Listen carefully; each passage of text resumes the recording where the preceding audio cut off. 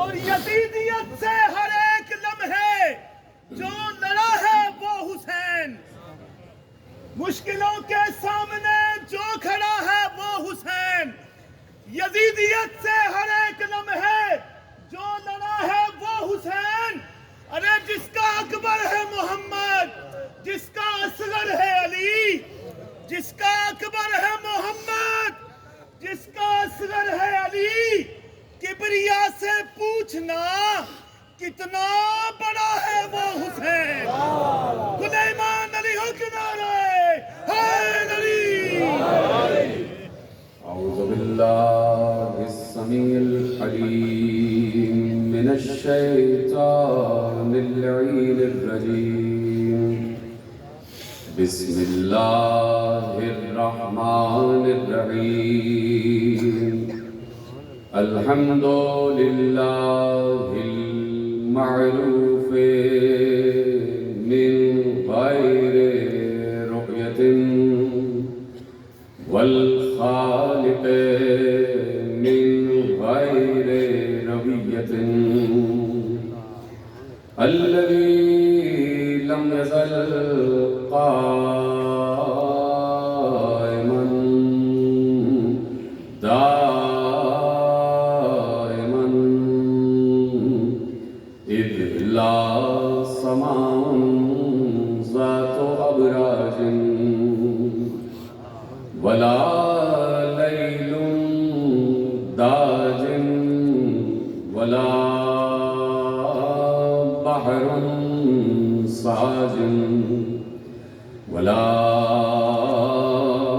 أرض ذات مهاد ولا خلق ذو اعتماد، والصلاة والسلام والتحية والإكرام على نبي الرحمة وخازن المغفرة وقائد الخير والبركة ومنقذ العباد من الهلكة، سيدنا ومولانا أبي القاسم اللهم صل على محمد وآل محمد وأهل بيته الطيبين الطاهرين المعصومين المظلومين المنتخبين المنتجبين، الذين أذهب الله عنهم الرجس وطهرهم تطهيرا۔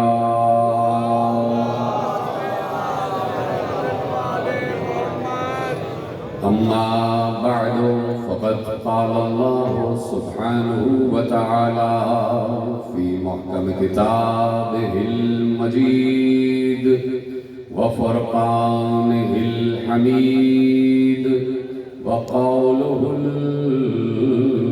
الحق، بسم الله الرحمن الرحيم، الله ولي الذين آمنوا يخرجهم من الظلمات إلى النور۔ صلوات پڑھ محمد وآلہ۔ 1447 ہجری کے عشرہ ماہ محرم الحرام کی مرکزی امام بارگاہ دھوبی گھاٹ فیصل آباد میں آج پہلی مجلس میں ہمارا شریک ہے۔ مجالس کا عنوان معارف ولایت اللہ،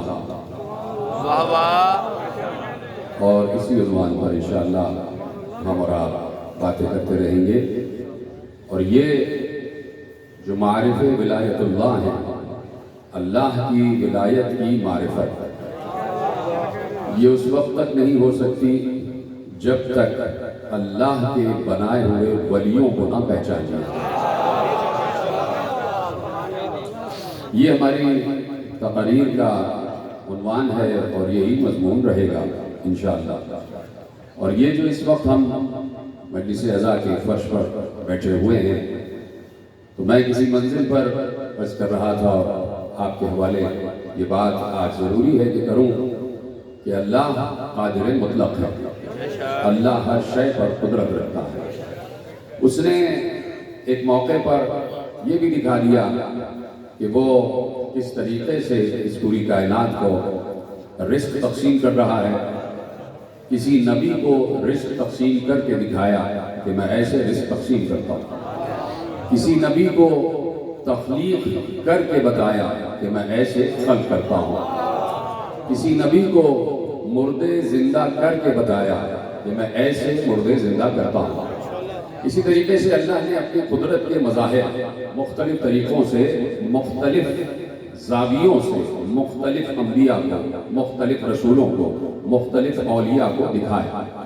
میں صرف یہ عرض کرنا چاہتا ہوں کہ وہ قادر مطلق ہے، وہ چاہتا تو یہ زمین اور اس زمین کے تمام ساکنان عرض جتنے بھی رہ رہے ہیں، اس زمین پر 24 گھنٹے دن بھی ہو سکتا تھا، 24 گھنٹے رات بھی ہو سکتی تھی، لیکن اس نے زمین کے اس خطے میں آدھے دن رکھا ہے اور آدھا یوم رات رکھی ہے۔ 12 گھنٹے دن ہوگا، 12 گھنٹے رات رہے گی۔ تو اب یہ ایسا ہے کہ یہ زمین جو گردش کر رہی ہے سورج کے گرد، تو جس زمین کا زاویہ سورج کے سامنے آ جاتا ہے ادھر دن نکل آتا ہے، اور جو سورج کے سامنے نہیں ہوتا وہاں رات ہوتی ہے۔ اسی طرح اس وقت ہم یہاں بیٹھے ہیں زمین کے اس حصے میں کہ جو اس وقت سورج سے مقابلہ کر رہا ہے، تو یہاں پر دن نکل آیا اور آپ جاگ گئے، اور جاگ کر آپ مجلس حسین میں آ گئے۔ اسی طریقے سے زمین کا وہ حصہ کہ جو اس وقت سورج سے دور ہے، وہاں اس وقت ہو رہی ہے رات، تو وہاں دن کیوں نہیں ہو رہا؟ اللہ قادر مطلق ہے، اسے روشنی کرنے کے لیے سورج کی احتیاج نہیں ہے۔ وہ ہر موقع پر ہر جگہ دن کر سکتا تھا، لیکن اس نے یہ اصول قائم کیا ہے کہ تم جب رات آ جائے تو آرام کیا کرو۔ ہم نے رات بنائی ہے آرام کرنے کے لیے، اور جب رات آ جائے تو دن بھر کے تھکے ہارے مسافر جا کے اپنے بستروں پر سو جاؤ، اور جب سو جاتے ہو تو تمہیں اپنی خبر نہیں ہوتی تو دنیا کی کیا خبر ہوگی۔ جب سو جاتے ہو تو تم نماز نہیں پڑھ رہے ہوتے، جب سو جاتے ہو تو تم کوئی عبادت نہیں کر رہے ہوتے، جب سو جاتے ہو تو تم ذکر اللہ نہیں کر رہے ہوتے، جب سو جاتے ہو تو تم تسبیحات نہیں کر رہے ہوتے، تم سو جاتے ہو۔ میں یہ سمجھتا ہوں کہ اللہ نے آدھا دن آدھی دنیا میں اس لیے رکھا اور آدھی رات آدھی دنیا میں اس لیے رکھی کہ اگر کہیں پر آدھی دنیا سو جائے تو کہیں پر آدھی دنیا جاگ بھی رہی ہو۔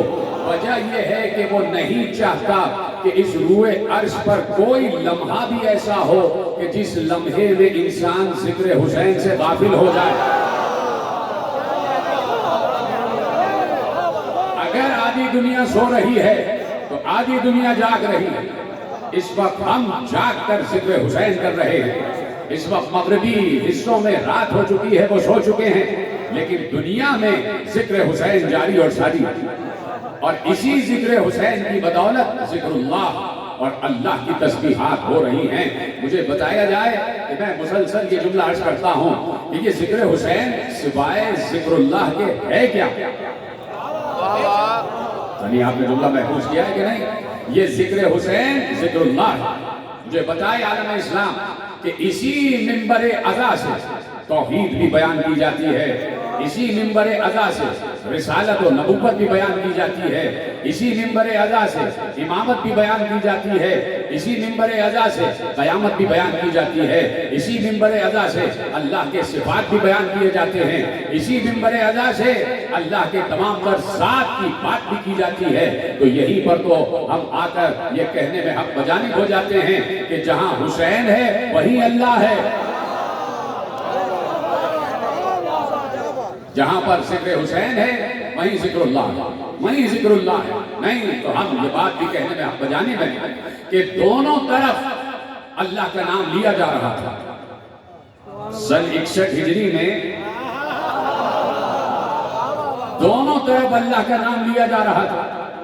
تمہیدی تقریر ہے، اور آپ کو پتا ہے کہ پہلی تقریر میرا ایک پیغام ہوتی ہے کہ جو جہاں جہاں تک چاہے دنیا سنتی چلی جائے، دونوں طرف ذکر اللہ ہو رہا تھا۔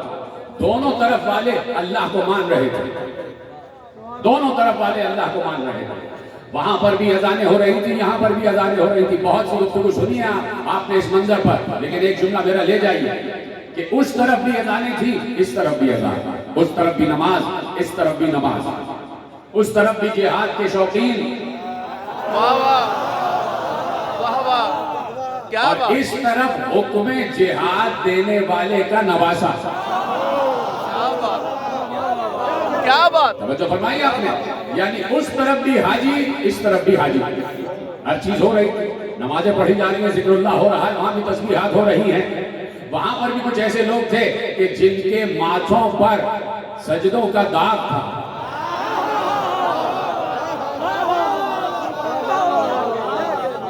اور یہاں پر بھی کچھ پیشانیاں ایسی تھیں کہ جن کے ماتھوں پر سجدوں کا سورج چمک رہا تھا. فرمائیں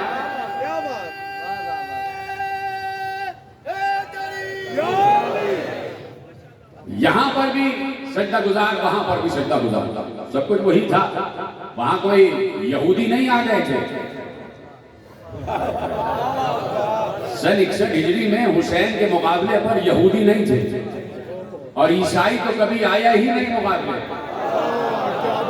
عیسائی تو آل محمد کے مقابلے پہ، محمد و آل محمد کے مقابلے پہ کبھی آیا ہی نہیں. ایک دفعہ آنے کی جرت کی تھی، لیکن خود ہی کہہ کے ہٹ گیا. وہ چہرے دیکھ رہے ہیں، اگر پہاڑوں سے کہیں تو پہاڑ اپنی جگہ سے ہٹ جائے.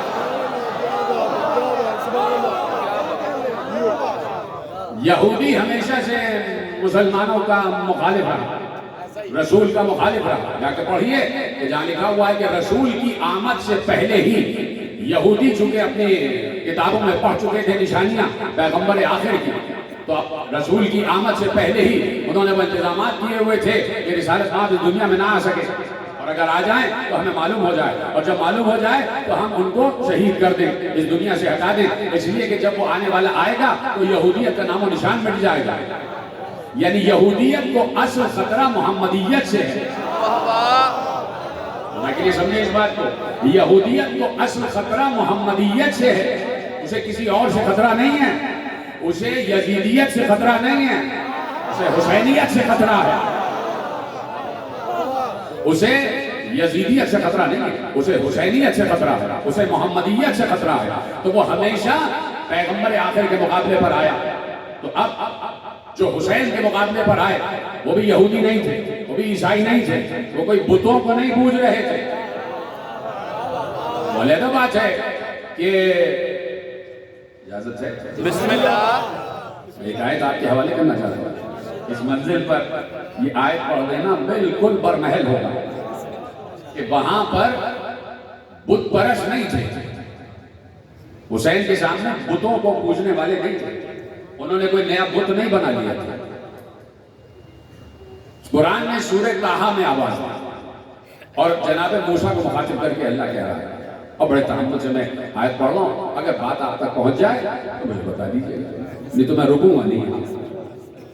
اس آیت پر میں رکوں گا، ویسے ترجمہ آپ کے حوالے کروں گا، جو سمجھ جائیں گے ان کو میرا سلام. حضرت موسیٰ کو مخاطب کر کے جب جناب موسیٰ چلے گئے اور میقات کے لیے گئے 30 راتوں کے لیے اور 40 راتیں ہو گئی، اس وقت اللہ نے جناب موسیٰ کو مخاطب کر کے کہا. اب موسیٰ قوم سے چلے گئے، قوم ادھر ہے اور موسیٰ دور ہے. موسیٰ قوم میں نہیں، قوم کو چھوڑ کر چلے گئے اللہ کے بلانے پر، چاہے 40 دن ہی کے لیے کیوں نہ گئے تو 30 دن کے لیے، لیکن اللہ نے 10 راتیں اور بڑھا دی، تو 40 دن ہی کے لیے کیوں نہ گئے. ایک بار جب چلے گئے تو ایک بار اللہ نے کہا قَالَ فَإِنَّا فَتَنَّا قَوْمَكَ مِن بَعْدِكَ وَأَزَلَّهُمُ السَّامِرِيُّ. کہا کہ اے نبی، ترجمہ کر رہا ہوں، اے نبی موسیٰ، تم جب چلے گئے نا، تمہارے جانے کے بعد ہم نے تمہاری قوم کا امتحان لیا اور سامری نے ایک بچڑا بنا لیا.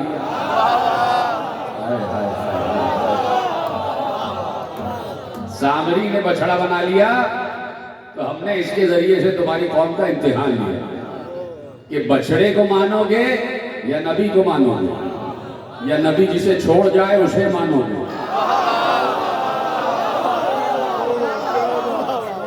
فَأَضَلَّهُمُ السَّامِرِيُّ، اور سامری نے انہیں بہکا دیا، سامری نے انہیں راہ سے بھٹکا دیا۔ تو اب میں عرض یہ کر رہا ہوں کہ وہاں پر بھی کوئی بت پرست نہیں تھے، توجہ فرما رہے ہیں آپ، اور ادھر خود بانی اسلام کا نواسا۔ تو اب فرق کرنا پڑے گا، عالم اسلام کو فرق کرنا پڑے گا، اور فرق تلاش کرنا پڑے گا کہ حق کدھر ہے۔ چپ ہو گیا، دونوں طرف 61 ہجری میں نمازیں ہیں، روزے ہیں، حج ہیں، زکوٰۃ دینے والے ہیں، جہاد کرنے والے ہیں۔ تو اب دیکھنا پڑے گا کہ حق کس طرف ہے، اور پھر یہ دیکھنا پڑے گا کہ علیہ السلام کون ہے اور علیہ اللعن کون ہے۔ ٹھیک ہے، تو اب دیکھنا پڑے گا کہ حق کس طرف ہے۔ تو اس میں کوئی دیکھنے کی گنجائش ہی نہیں ہے، اس میں کوئی ایسی بات ہی نہیں ہے کہ ہم تقاضا کریں کہ دیکھو اور تحقیق کرو۔ اس میں تو بات بالکل صاف ہے کہ حق ہمیشہ سے حسین کی طرف رہا ہے، اور جو حسین کے مقابلے پہ آ جائے وہ باطل رہا ہے۔ آپ کہیں گے دلیل، میں کہوں گا دلیل ابھی تو دے چکا کہ اگر حسین حق پر نہ ہوتے تو کبھی بھی نبی مباہلے میں حسین کو اپنے سے آگے نہ لے جاتے۔ اتنے سلامت رہے آپ، اگر باتیں آپ تک پہنچ رہی ہیں، توجہ فرما رہے ہیں آپ۔ تمہیدی تقریر ہے، اور کل سے ہم اس موضوع کو کھولیں گے اور آپ کے حوالے کریں گے کہ اصل میں ولایت اللہ ہے کیا۔ توجہ ہے آپ کی، اور خدا آپ کو سلامت رکھے، شاد و آباد رکھے۔ سب کو یہاں سے وہاں تک جتنے بھی حضرات جتنے کو مومنین مومنات پوری دنیا میں ہیں، سب کو چادر زہرا کے سائے میں دیتا ہوں، سب کو حضرت ابوالفضل عباس کے علم کے سائے میں دیتا ہوں۔ پروردگار سب کو اپنی حفظ و امان میں رکھے، جان مال عزت آبرو اور ایمان کی حفاظت فرمائے۔ تو اب یہ ہے وہ حق کہ جہاں پر حسین بتا رہے ہیں کہ ہم حق پر ہیں، اس لیے میں مجبور ہوں یہ جملہ کہنے کے لیے، اس لیے کہ جملہ آپ کے اذہان عالیہ میں محفوظ ہے، اور میں اسی امام بارگاہ میں کم از کم 2 مرتبہ یہ باتیں آپ کے حوالے کر چکا، لیکن میرے موضوع میں ہے تو آپ کے حوالے کرتا ہوں کہ حسین نکلے کس لیے ہیں، کس لیے نکلے ہیں حسین۔ اس سے پہلے بہت سے لوگ تھے، اور حسین کے ساتھ بھی مکے میں اور مدینہ میں بہت سے لوگ تھے کہ جو اسلام اپنے دلوں میں بسائے ہوئے تھے وہ کیوں نہ نکلے، اور حسین کیوں نکلے۔ ساتھ دیتے جائیں، بڑی فکری گفتگو آپ کے حوالے کر رہا ہوں تاکہ نوجوانوں تک پہنچ جائے کہ مدینے میں سارے صاحبان اسلام موجود تھے۔ حسین کے لیے نکلنا کیوں ضروری تھا اور باقی کے لیے نکلنا کیوں ضروری نہیں تھا، حالانکہ یہ سب کے لیے ضروری تھا۔ اگر نہیں نکلے تو کیوں نہیں نکلے، اور حسین نکلے تو کیوں نکلے۔ یہ بالکل وہی تسلسل ہے کہ جو علی بن ابی طالب نے بتایا کہ اب جیسے ہی جملہ کہوں گا، پڑھا لکھا مجمع میرے سامنے بیٹھا ہوا ہے، اور آپ تک وہ جملہ پہنچ جائے گا کہ جیسے ہی صفین میں علی ایک قتال ہو رہا ہے، تلواریں چل رہی ہیں، تلوار سے تلوار ٹکرا رہی ہے، اور ایسے میں جب وہاں پر شکست کے آثار نمودار ہوئے، یعنی جب بھی باطل شکست خوردہ ہوتا ہے تو کوئی نہ کوئی ایسا حربہ اختیار کرتا ہے کہ حق کو مجبور کر دے کہ ہم پر حملہ بند کر دو۔ واہ واہ واہ واہ، میں کہاں بیٹھا ہوں، آپ کہاں بیٹھے، کوئی نہ کوئی حربہ ایسا اختیار کرتا ہے کہ حق کو مجبور کرے کہ جنگ بند کر دو۔ ادھر سے قرآن نیزوں پر آئے، ٹھیک ہے، اور ادھر سے سارا معاملہ ہو گیا، اور جب معاملہ ہو گیا تو حکم قرار دیا گیا، اور ادھر سے یہ آواز آنے لگی علی نے کہا قتال ہوگا، ادھر سے آواز آ رہی تھی کہ لا حکم الا للہ ولا امر الا للہ، اللہ کے علاوہ کوئی حکم نہیں دے سکتا، اللہ کے علاوہ کوئی امر نہیں دے سکتا۔ تو سب نے کہا یا علی، دیکھیے یہ کہہ رہے ہیں یہ اللہ کو مانتے، اور یہ کہہ رہے ہیں کہ حکم صرف اللہ کا، امر صرف اللہ کا، یا علی یا ابو الحسن یا خلیفۃ اللہ یا خلیفۃ المسلمین آپ رک جائیے، اس لیے کہ وہ اللہ کا نام لے رہے ہیں۔ تو اب علی نے بتایا، کہا کہ ہاں کلمہ ان کا جملہ تو حق ہے، لیکن اس کے پیچھے جو ان کی نیت ہے وہ باطل ہے۔ توجہ ہے آپ کی؟ میں نوجوان دوستوں سے مخاطب ہوں، بزرگ مجھ سے بہتر جانتے ہیں، اور میری خوش قسمتی ہے کہ یہاں سے وہاں تک آگے پیچھے دائیں بائیں سارے نوجوان میرے افکار سن رہے ہیں، اور میرے جملے آپ کے حوالے ہو رہے ہیں۔ اس کو جذب و کشف کی کیفیت میں لیتے آئے، کہا کہ بھائی جملہ جو ہے وہ تو حق ہے، لیکن ان کے پیچھے جو اس کی نیت ہے وہ باطل ہے، جو مراد ہے وہ باطل ہے۔ کیوں؟ اس لیے کہ آپ اگر یقیناً صحیح لوگ بیٹھے ہیں اسی بات سے سمجھ جائیں گے کہ حسین نکلے کیوں ہیں۔ فوراً علی نے کہا یہ بات تو صحیح کہہ رہے ہیں، لیکن ان کے پیچھے جو نیت ہے وہ باطل ہے، اس لیے کہ حکم تو ہے ہی اللہ کا، لیکن اللہ آ کے حکومت نہیں کرتا، حکومت وہی کرتا ہے جس کو اللہ کہے۔ کہ حاکم اللہ کی طرف سے ہوتا ہے، حاکم اللہ کی طرف سے ہوتا ہے۔ آدم کے دور میں حکم اللہ کا تھا یا نہیں؟ اب میں سمجھا رہا ہوں بات، میری بات سمجھیے گا۔ آدم کے دور میں حکم اللہ کا تھا، نوح کے دور میں حکم اللہ کا تھا، ابراہیم کے دور میں حکم اللہ کا تھا، داؤد کے دور میں حکم اللہ کا تھا، سلیمان کے دور میں حکم اللہ کا تھا، موسیٰ کے دور میں حکم اللہ کا تھا، عیسیٰ کے دور میں حکم اللہ کا تھا یا نہیں؟ جب حکم اللہ کا تھا تو اللہ نے آدم کو کیوں بھیجا؟ خود نبی بن کے آ جاتا۔ ولایت اللہ کی بات کر رہا ہوں، سمجھے اس بات کو۔ جب حکم آدم کے دور میں بھی اللہ کا تھا تو اللہ خود کیوں نہیں آیا؟ خود حاکم کیوں نہ بنا؟ کیوں کہا تم میرے سبارڈینیٹ؟ آدم سے کہا تم میرے خلیفہ و خلاف، میرے بعد سبارڈینیٹ ہو، اس دنیا پر خلافت تمہاری ہے، ہم تمہیں بھیج رہے ہیں۔ کیوں؟ خود کیوں نہیں آ رہا؟ خود کیوں نہیں آ رہا؟ خود حاکم کیوں نہیں بن رہا؟ چھوڑ دو سب کو۔ سلیمان، جناب سلیمان کو حکومت کیوں دی؟ خود کیوں نہیں حاکم بن گیا کہ بتاتا کہ ہم ملک کو کیسے چلاتے ہیں؟ تو اب اس کو تصور کریں، اس کو یقین کریں کہ یہی طے پایا کہ حکم اور امر اللہ کا ہوتا ہے، لیکن حاکم اللہ بناتا ہے، اولی الامر اللہ بناتا ہے، اور اولی الامر اور حاکم من اللہ، وہ اللہ سے حکم لیتا ہے اور اس کو نافذ کرتا ہے۔ ایسے ہی ہے، وہ اللہ سے امر لیتا ہے، اللہ سے حکم لیتا ہے اور اسے نافذ کرتا ہے۔ یہ ہے۔ اب ضروری ہے حضرت آدم پر کہ وہ بتائیں کہ میں خلیفۃ اللہ ہوں۔ یہ تو بات کہنی تھی، آپ پیچھے رہ گئے۔ اب ضروری ہے حضرت نوح پر کہ وہ بتائیں کہ میں خلیفۃ اللہ ہوں، اللہ نے مجھے بھیجا ہے۔ اب واجب ہے حضرت ابراہیم پر کہ وہ نمرود کو بتائیں کہ میں ہوں اللہ کا نمائندہ۔ اب واجب ہے حضرت داؤد پر کہ وہ دنیا کو بتائیں کہ میں ہوں خلیفۃ اللہ۔ اب واجب ہے حضرت سلیمان پر کہ وہ امت کو بتائیں کہ میں ہوں اللہ کی طرف سے مقرر کردہ حاکم۔ اب واجب ہے حضرت موسیٰ پر کہ وہ دنیا کو بتائیں کہ میں ہوں اللہ کی طرف سے بھیجا ہوا نمائندہ۔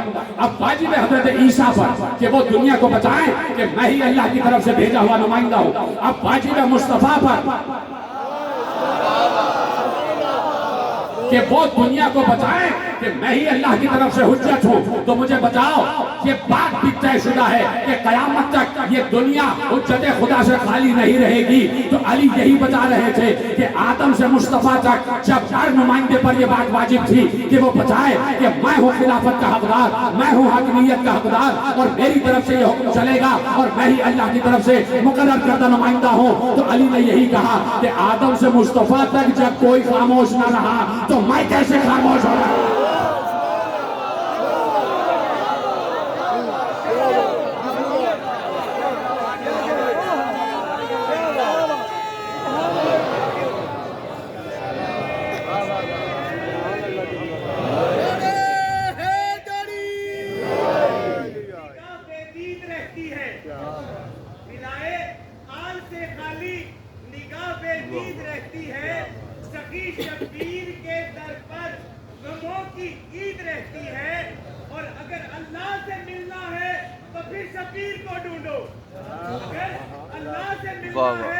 تو پھر شبیر کو ڈھونڈو، کیوں؟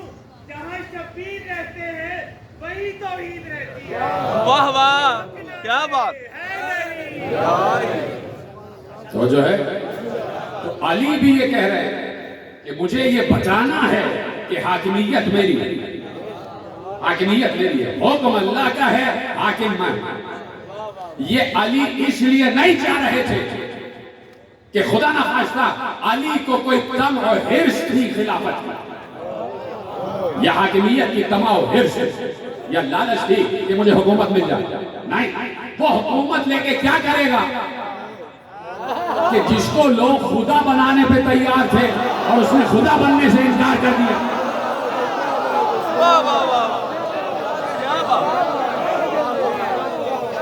یہ جو علی کی طرف سے اقدام تھا، یہ جو علی کی طرف سے اقدام تھا، یہ اس لیے تاکہ حجت تمام ہو جائے۔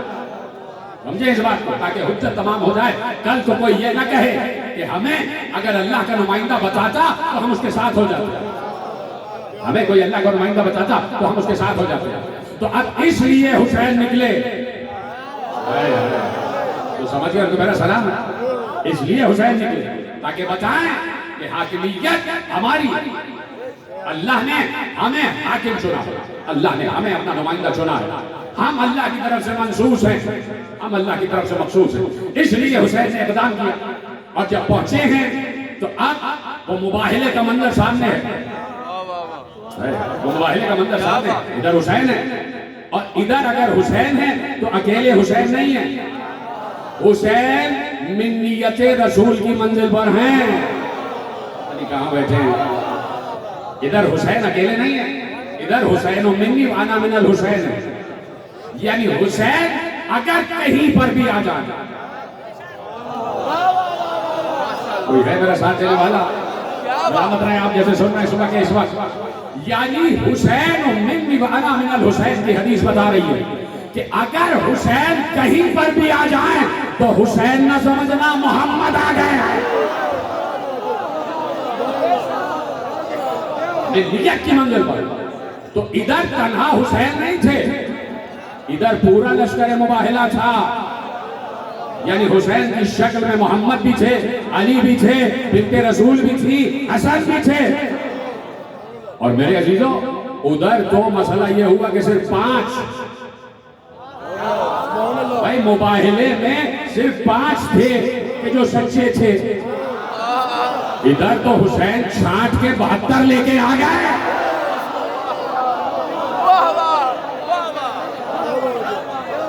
فرما رہے ہیں. تو اب ادھر ایک مباہلے کا منظر کہ حسین آ گئے اور حسین نے میدان جہاد میں شیشہ پلائی ہوئی دیوار کی طرح مضبوط ہو کر. شیشہ پلائی ہوئی دیوار کا مطلب تو سمجھو کہ کون ہے شیشہ پلائی ہوئی دیوار؟ جو فرما رہے ہیں آپ اپنے برابر والے سے پوچھ لیجئے گا کہ شیشہ پلائی ہوئی دیوار کو عربی میں کیا کہتے ہیں. توجہ فرما رہے ہیں آپ. تو اب حسین شیشہ پلائی ہوئی دیوار کی طرح جم گئے اور جم کر بتایا کہ ہم کٹ جائیں گے, ہٹیں گے نہیں. کیا بات, ہم کٹ جائیں گے, ہٹیں گے نہیں, ہم ہٹیں گے نہیں. اور اس لیے حسین نے بتایا کہ جدھر ہم ہیں ادھر رحمت, جدھر ہم ہیں ادھر رحمت, اور جدھر ہم نہیں ہیں ادھر زحمت. جدھر ہم نہیں ہیں ادھر زحمت. چپ ہو گئے آپ اور اپنے مقررہ وقت میں مجھے گفتگو کامل کرنا. جدھر ہم نہیں ہیں ادھر زحمت ہی زحمت. توجہ ہے نا.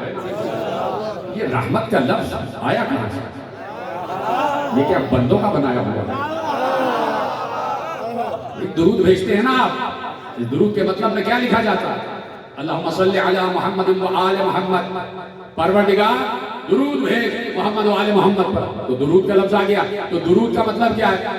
کہ درود کا مطلب یہ ہے رحمت بھیج. یعنی آل محمد و آل محمد کی, محمد و آل محمد کی رحمت میں مزید اضافہ کر. یعنی وہ ہیں تو رحمت لیکن اور بھی بڑھا دے, اور بھی بڑی رحمت کر دے. اسی لیے مسلسل قرآن کہہ رہا ہے وَمَا أَرْسَلْنَاكَ إِلَّا رَحْمَةً لِلْعَالَمِينَ. ہم نے آپ کو صرف اور صرف رحمت بنا کر بھیجا. اور اے نبی ہم نے آپ کو پاکستان کے لیے صرف نہیں, ہم نے آپ کو مکہ مدینے کے لیے صرف نہیں, ہم نے آپ کو حجاز و یمن کے لیے صرف نہیں, ہم نے آپ کو وہاں تک رحمت بنا کر بھیجا جہاں تک ہم رب ہیں. یہ ہے ایسا بات, اس پر مجھے فخر ہے. وہاں تک رحمت بنا کر بھیجا. کیا بات کہ جہاں تک ہم رب ہیں ہم نے وہاں تک آپ کو رحمت بنا کر بھیجا. وہاں تک. دیکھیے یہ اللہ جو ہے نا پروردگار ہمارا اس وقت ہمیں دیکھ رہا ہے, اور جو اس وقت ویڈیو کے ذریعے ہمیں دیکھ رہے ہیں انہیں بھی اللہ دیکھ رہا ہے. اور جو آل محمد پر یقین نہیں رکھتے اللہ انہیں دیکھے گا.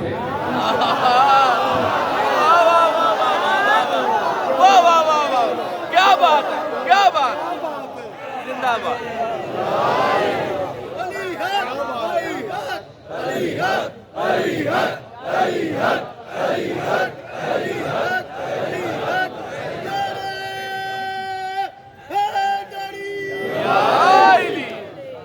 توجہ ہے نا؟ اس وقت پوری کائنات اس کے مشاہدے میں ہے، وہ سب کو دیکھ رہا ہے اور مسلسل دیکھ رہا ہے، کہیں بھی اس کی نظر ادھر ادھر نہیں ہٹتی، حالانکہ ہماری طرح کی اس کی نگاہ نہیں، ہماری طرح کے کان نہیں ہیں، لیکن سنتا علیم ہے، سب سے زیادہ علم رکھتا ہے، بس علم ہی وہ رکھتا ہے، بلکہ وہ علم رکھتا نہیں، وہ ہے ہی علم۔ اس پر بات ہوگی آگے آنے والی تقریروں میں۔ تو اس نے کہہ دیا کہ ان اللہ سمیع علیم، سمیع علیم، اللہ سمیع بھی ہے اور علیم بھی، ہر بات کی خبر رکھتا ہے، ہر بات کا علم رکھتا ہے، ہر بات سنتا ہے، جب سنتا ہے تو دیکھتا بھی ہے، سمیع بصیرہ بھی ہے، سمیع بھی ہے، بصیر بھی ہے۔ توجہ فرما رہے نا، اللہ سنتا بھی ہے اور ہر بات کا علم رکھتا ہے۔ ایک آیت میں اللہ نے، جہاں کی میں نے آیت پڑھی ہے، تو اگر آپ کی اجازت ہو تو آیت پوری پڑھ دوں۔ بسم اللہ۔ جہاں سے میں نے یہ ٹکڑا لیا ہے، ان اللہ سمیع علیم، اللہ سمیع بھی ہے اور علیم بھی۔ سورہ بقرہ کی آیت میں آپ کے حوالے کر دیتا ہوں۔ اللہ نے کہا کتب علیکم، جو لفظ ہے نا کتب علیکم، یہ کئی مقامات پر آیا۔ جب آ جائے کتب علیکم، اس کا مطلب ہے ہم نے واجب کرا دیا۔ کتب علیکم الصیام، ہم نے تم پر روزوں کو واجب قرار دیا۔ ابھی آیت نہیں پڑھ رہا، پہلے تو پورا مجمع دائیں بائیں آگے پیچھے۔ مجھے اس بات کی گارنٹی دے کہ جب یہ لفظ آ جائے کہ ہم نے تم پر واجب قرار دیا، تو اس حکم میں نبی بھی شامل ہے یا نہیں؟ بھائی روزہ نبی پر واجب ہے، سب سے پہلے نبی پر واجب ہے، سب سے پہلے نبی پر واجب ہے۔ اگر حکم نماز آیا ہے تو سب سے پہلے نماز نبی پڑھے گا، یعنی جو حکم امت کے لیے مستحب ہوتا ہے نبی کے لیے واجب ہوتا ہے، اور جو حکم امت کے لیے واجب ہوتا ہے نبی کے لیے واجب الاوجب، سب سے بڑا واجب ہوتا ہے۔ تو جب لفظ آ گیا کتب علیکم، ہم نے لکھ دیا، واجب قرار دے دیا، تو اس کا مطلب ہے نبی بھی اس میں شامل ہے اور سب سے پہلے نبی پر واجب قرار دیا۔ کیا واجب قرار دیا؟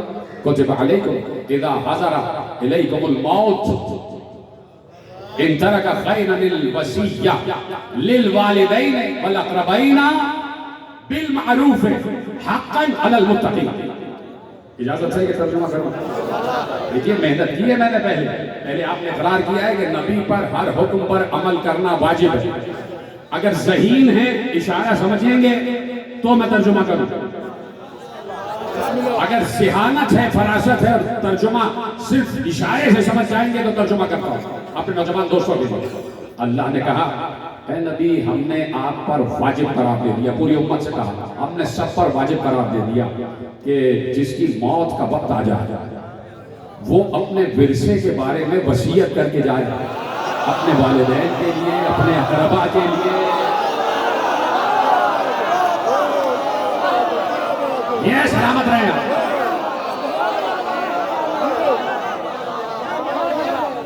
ادھر ہے سلامت رہے۔ آپ نے میری مشکل آسان کر دیا کہ جو بھی تم میں سے ہے وہ جب اس کی موت کا وقت قریب آ جائے تو وہ اپنے ترکے کے بارے میں وصیت کرے۔ وصیت واجب ہے، جب امت پر واجب ہے تو نبی پر اوجب ہے، تو جب نبی پر اوجب ہے تو مجھے دکھانا پڑے گا امت کو کہ نبی نے وصیت کس کے لیے کی ہے، تو جس کے لیے وصیت کرتا ہے اسی کو تو وصی کہتے ہیں۔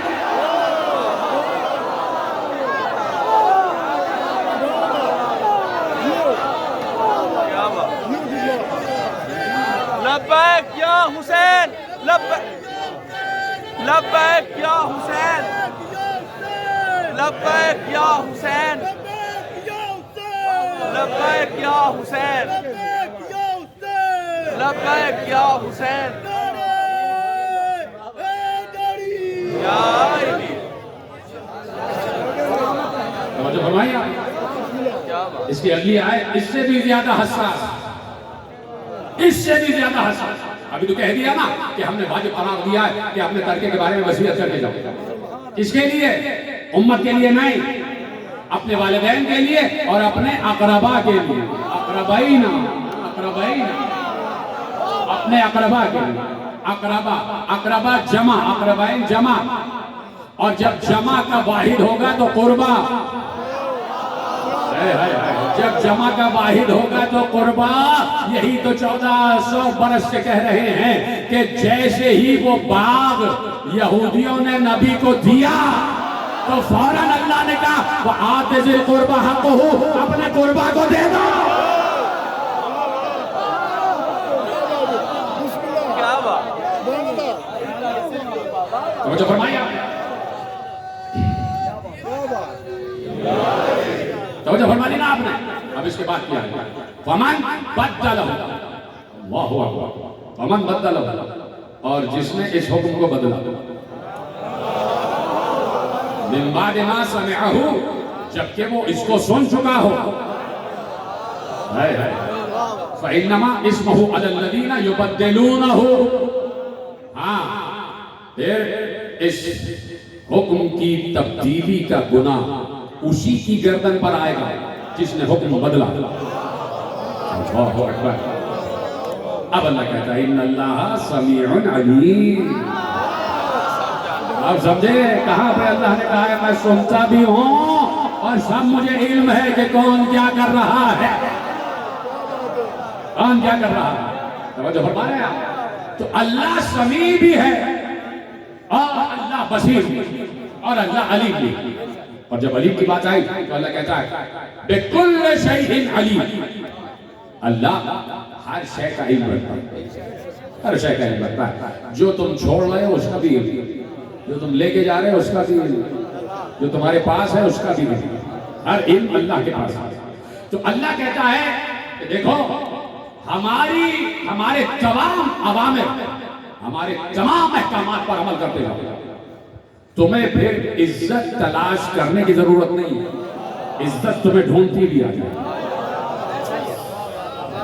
ذہین لگما بیٹھا ہے, میں نے تو جملہ اتنا بڑا کہہ دیا ہے, کاش کہ ہم اور آپ بھی اندر جو دل میں اور جو ذہنوں میں بعض چیزیں جاگ رہی ہوتی ہیں وہ اگر پڑھ لیتے تو آپ اس وقت سرشار ہو جاتے کہ میں کہاں پر ہوں. لیکن کچھ چیزیں اشاروں میں ہی بیان کی جاتی ہیں, اشاروں ہی میں بیان کی جاتی ہیں, تو اشارے ہی سمجھا کریں. توجہ فرمائیے آپ.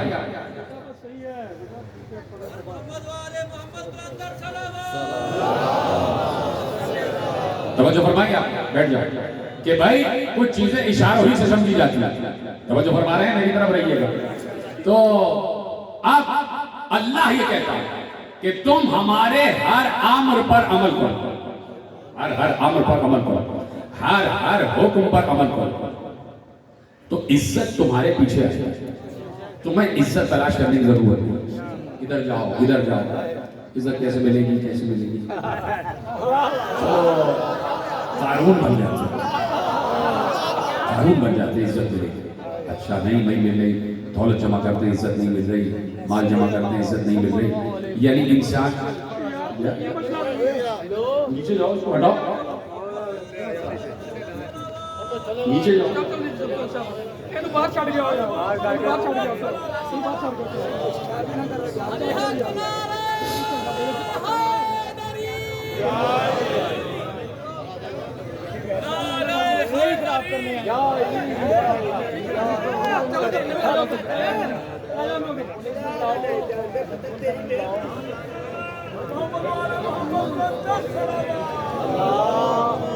بیٹھ جائے, بیٹھ جائے, آپ بیٹھ جاؤ یار.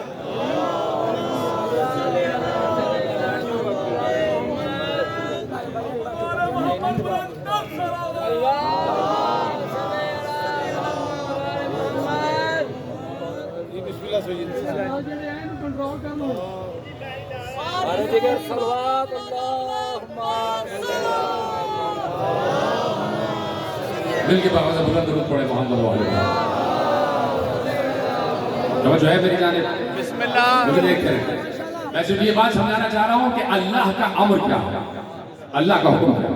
ٹھیک ہے, اللہ کہتا ہے کہ حکم اور امر پر عمل کرو، عزتیں تمہارا پیچھا کریں گے، عزتیں تمہارا پیچھا کریں گے. پھر تمہیں ادھر ادھر دیکھنے کی ضرورت نہیں ہے کہ ہم عزت کیسے تلاش کریں. ہم حکومت لے لیں ہمیں عزت مل جائے گی، ہم دولت لے لیں ہمیں عزت مل جائے گی، ہم گاڑیاں خرید لیں ہمیں عزت مل جائے گی، ہم بنگلے لے لیں ہمیں عزت مل جائے گی، درہم و دینار جمع کریں ہمیں عزت مل جائے گی، کرپشن کریں ہمیں عزت مل جائے گی، عہدہ لے لیں عزت مل جائے گی، منصب لے لیں عزت مل جائے گی، لوگوں کو ذلیل کریں عزت مل جائے گی. کہا نہیں، ایسا نہیں ہے. کہا یہ بتاؤ ایک طرف موسیٰ ہے، ایک طرف فرعون ہے. ایک طرف موسیٰ ہے، ایک طرف فرعون ہے. دولت کس کے پاس؟ توجہ میری طرف، اور میں اپنی گفتگو سے متصل ہوں. ایک طرف فرعون ہے، ایک طرف موسیٰ ہے، ایک طرف نمرود ہے، ایک طرف ابراہیم ہے. نہیں بات آ رہی، بات نہیں پہنچ رہی. چلو شروع سے چلتے ہیں. ایک طرف آدم ہے، ایک طرف شیطان ہے. سلامت رہے. ایک طرف آدم ہے، ایک طرف شیطان ہے. ایک طرف نوح ہے، ایک طرف نوح کی بیویاں. ایک طرف ابراہیم، ایک طرف نمرود. ایک طرف موسیٰ، ایک طرف فرعون. ایک طرف عیسیٰ، ایک طرف بنی اسرائیل. ابھی تو بات میں نے کہی نہیں. ایک طرف آدم، ایک طرف فرعون، ایک طرف شیطان. شیطان کے پاس بڑی پاور ہے، بڑی پاور ہے. ہر جگہ جا کے بہکاتا ہے، سامنے نہیں آتا، غیب میں رہ کر بہکا رہا. تو غیب میں رہ کر بہکانے والے کے پاس اتنی پاور ہے تو غیب میں رہ کر راہ بتانے والے کے پاس بھی پاور ہونا چاہیے.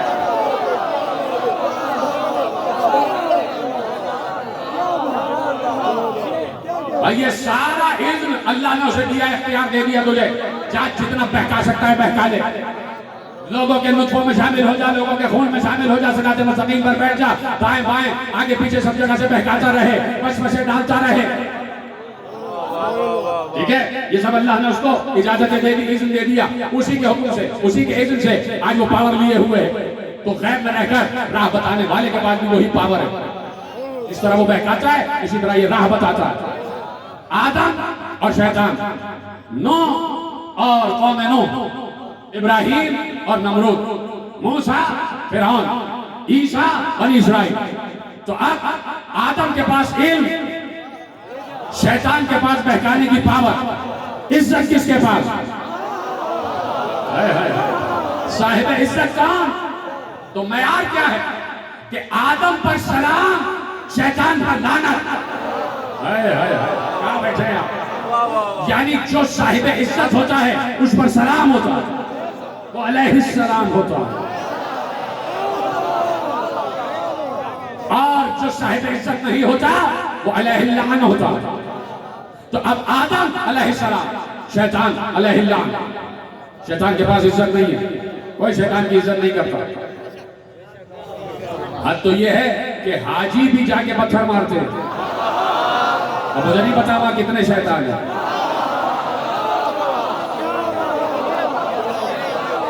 توجہ ہے؟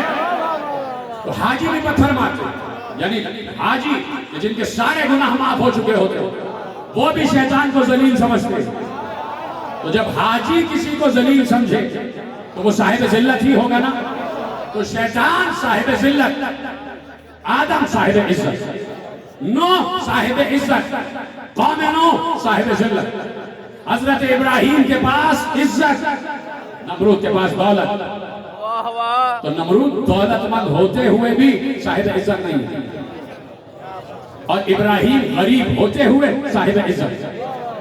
موسیٰ صاحب عزت، فرعون ذلت والا. حالانکہ فرعون کے پاس ساری دولت موجود، حکومت موجود، حکومت موجود، حکومت موجود، حکومت موجود، حکومت موجود، لیکن اس کے باوجود فرعون صاحب عزت نہیں، صاحب عزت نہیں.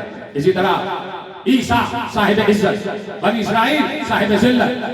اب آ جاؤ، عزت کا معیار آگے بڑھ رہا، عزت ختم نہیں ہو رہی.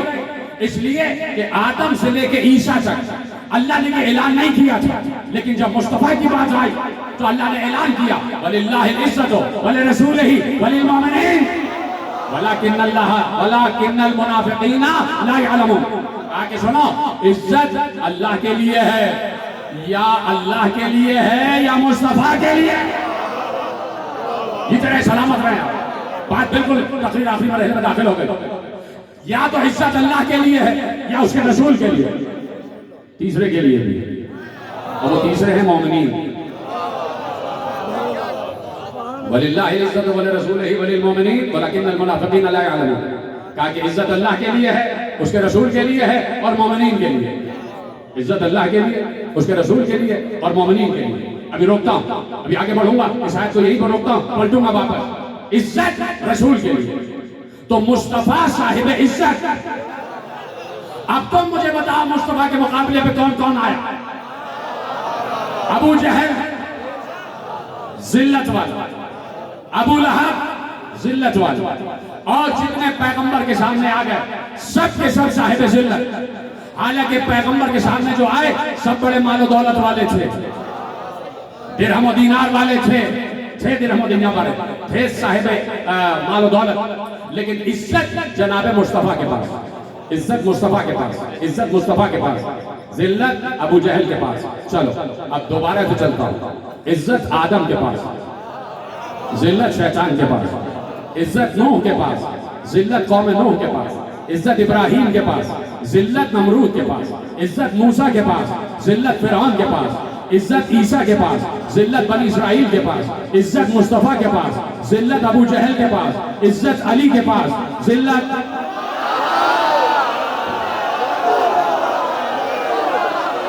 عزت حسین کے پاس، ذلت یزید کے پاس.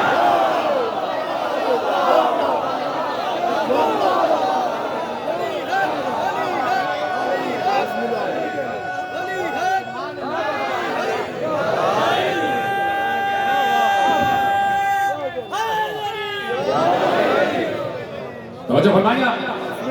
تو اب دیکھنا پڑے گا کہ عزتوں کا معیار کیا ہے. اللہ نے کہہ دیا ہمارے امر نہیں پر عمل کرتے جاؤ، اب تمہیں عزتوں سے نوازتے جائیں گے. اس لیے بات ختم ہو گئی. اس لیے اللہ نے کہا وَلِلَّهِ الْعِزَّةُ وَلِرَسُولِهِ وَلِلْمُؤْمِنِينَ.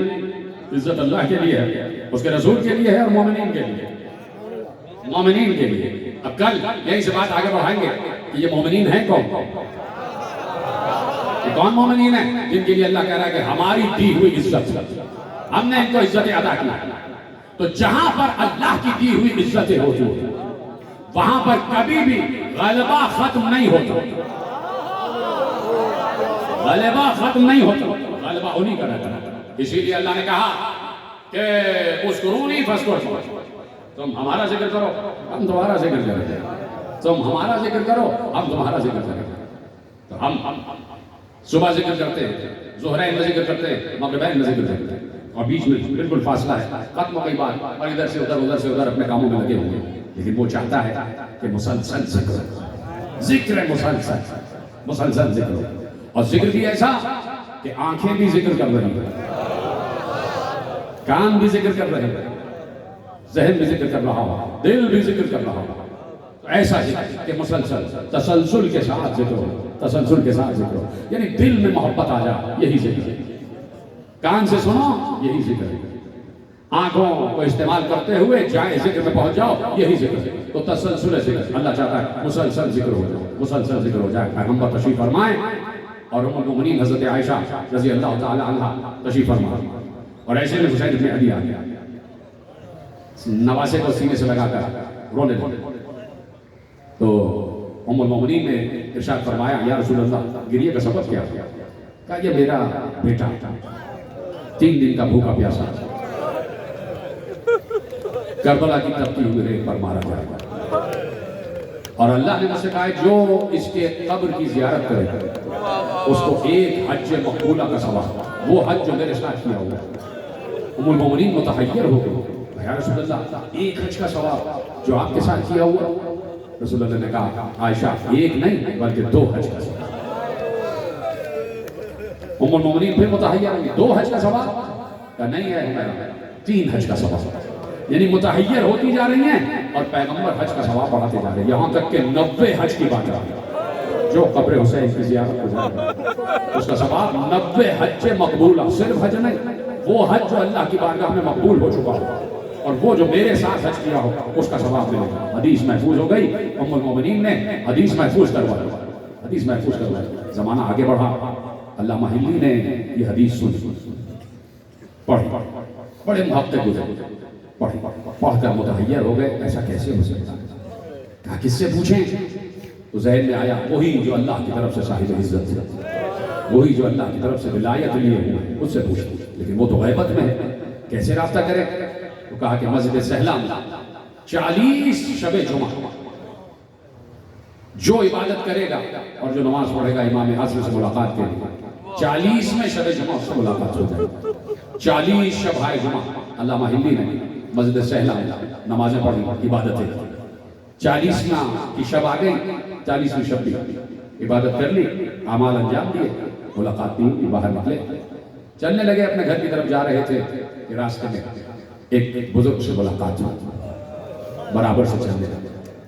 کہا کہ علامہ حلی کچھ پریشان رہ رہا ہے؟ کہا جی ہاں، 40 شب جمعہ ریاضت کی کہ اپنے امام سے ملاقات ہو جائے، نہیں ہوئی۔ کہا کس لیے ریاضت کر رہے تھے، کس لیے ملاقات چاہتے تھے؟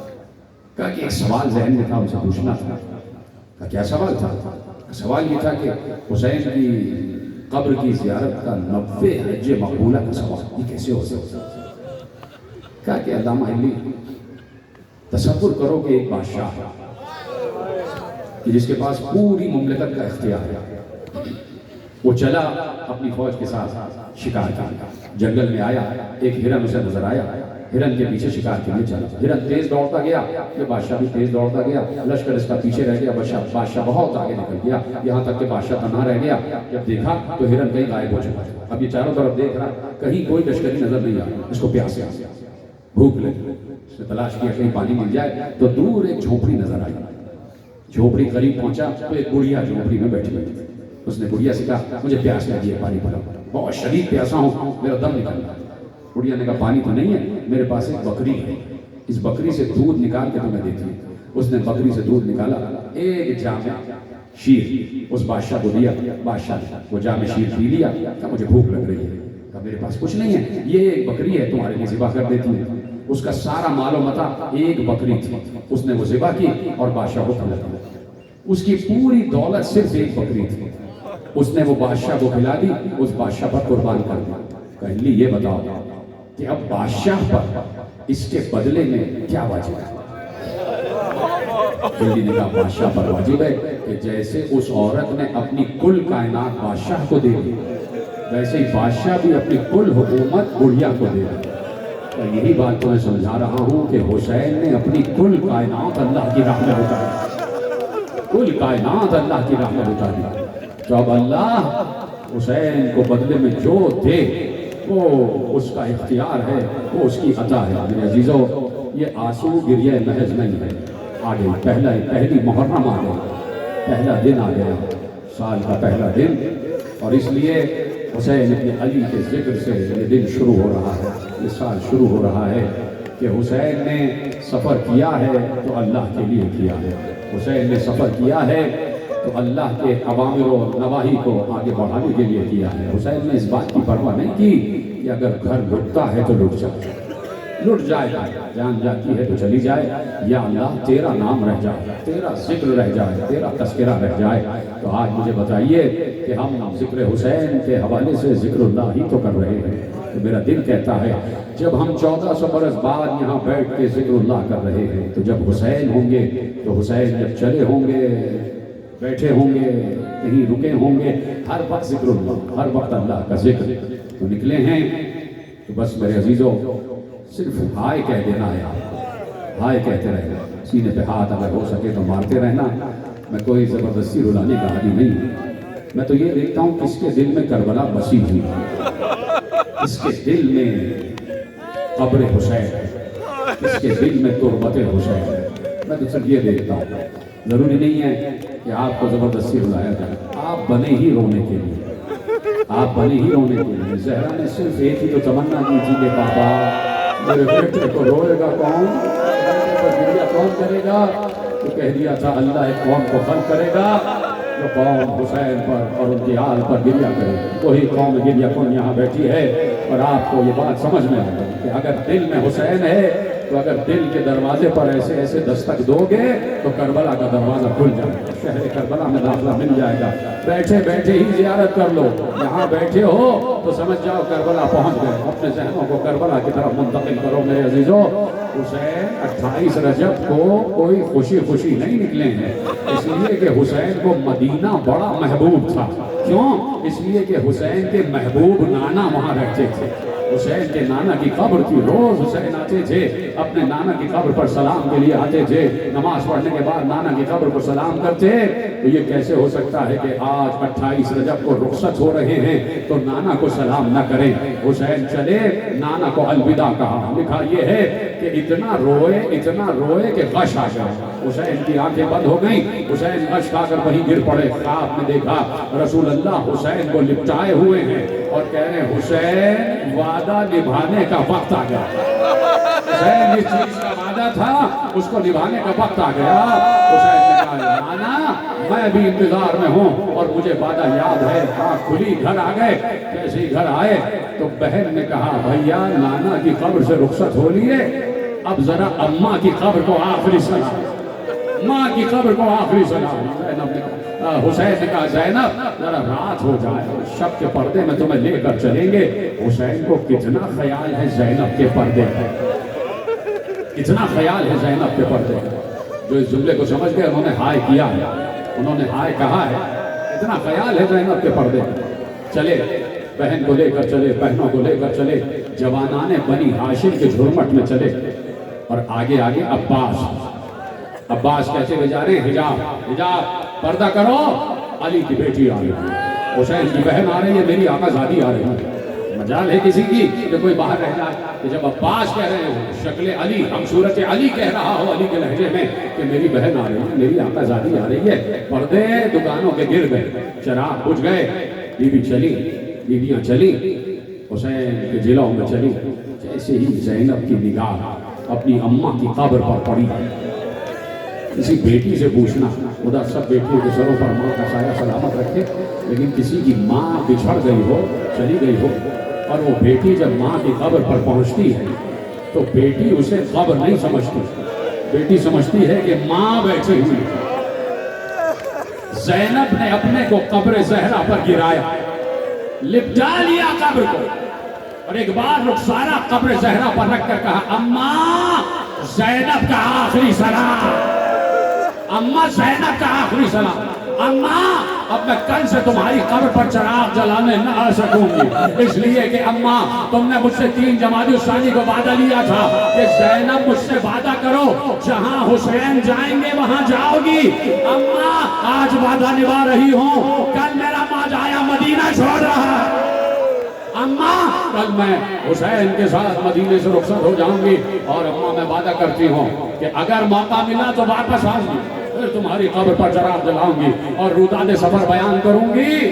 بس بی بی فضہ کہتی ہیں سن لینا جملہ, میں نے بھی سینے پہ ہاتھ رکھا, ذرا تم میں بھی زحمت ہوگی سینے پہ ہاتھ رکھ لو. ہاں میں چاہتا ہوں سب سینے پہ ہاتھ رکھے. ایک بار جیسے ہی فضہ کہتی ہیں کہ جیسے ہی یہ بچے قبر زہرا سے اٹھے, الوداع کر کے مڑے, ابھی مڑے نہیں تھے کہ قبر زہرا لرز رہی تھی.